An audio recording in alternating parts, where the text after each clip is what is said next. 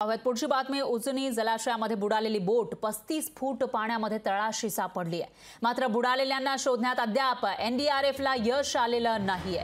माढाचे खासदार रणजित निंबाळकर हे NDRF team सोबत जलाशयामध्ये उतरले, तर सोलापुरातील उजनी धरणामध्ये बोट उलटून 5 जण बेपत्ता झालेले होते। त्यानंतर बुडालेल्या व्यक्तींना शोधण्यासाठी बचाव कार्य सुरू आहे, पण असून सुद्धा त्यांचा शोध लागलेला नाहीये आणि जी बोट होती ती 35 फूट खोल पाण्यामध्ये तळाशी सापडलेली आहे, पण त्याच्यामध्ये असलेल्या व्यक्तींचा पत्ता अजून लागलेला नाहीये। तर बुडालेल्यांना शोधण्यात एनडीआरएफला यश आलेलं दिसत नाहीये। दरम्यान माढाचे खासदार रणजित निंबाळकर हे एनडीआरएफच्या टीम सोबत जलाशयामध्ये उतरले होते।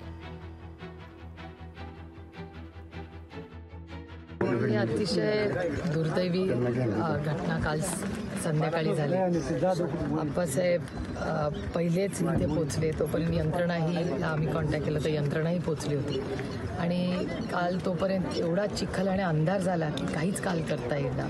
पण त्यातली एक व्यक्ती सापडली, ते इथे अडकले होते, त्यांना काढण्यात आपल्याला यश आलं आहे। त्याच्यामुळे त्यांच्याकडून साधारणपणे काय झालं ते PI आहे ते वाचले, त्याच्यामुळे त्यांच्याकडून साधारणपणे अंदाज आला आहे काय काय झालं आहे त्याचा।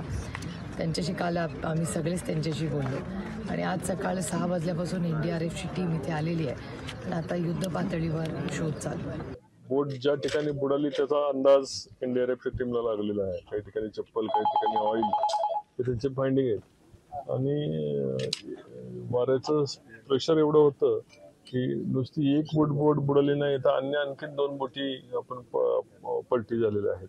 पण ते पट्टीचे तैराक असल्यामुळं त्याचे चालक बाहेर आलेले आहेत, पण याचा मात्र या बोटीचे चालक आणि अन्य 5 जण हे असे 6 जण बेपत्ता अजून तरी आहेत। एक जण यातनं यशस्वीरित्या बाहेर आले, ते पोलीस विभागामध्ये होते आणि बाकीच्या 6 जणांचा तपास हा युद्ध पातळीवर याचा तपास चालू आहे।